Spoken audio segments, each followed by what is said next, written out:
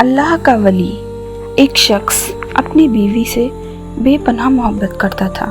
بدقسمتی سے اس کی بیوی کو کچھ ایسی بیماری لگ گئی جس سے کہ اس کی خوبصورتی بدصورتی میں ڈھلتی چلی گئی، اور اس پر مصیبت یہ ہوا کہ کسی حادثے میں اس کے شوہر کی آنکھیں چلی گئی اور وہ اپنی بیوی کو دیکھنے سے محروم ہو گیا۔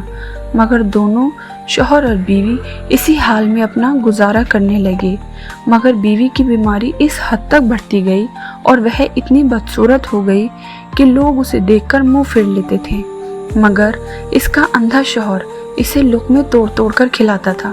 وہ سوچتی تھی کہ اگر میرا شوہر اندھا نہ ہوتا تو شاید وہ میرے ساتھ نہ رہ پاتا اور میں اپنے اس حال کو انہیں دکھانے سے پہلے ہی مر جاتی۔ اور پھر اسی دوران بیوی کا انتقال ہو گیا۔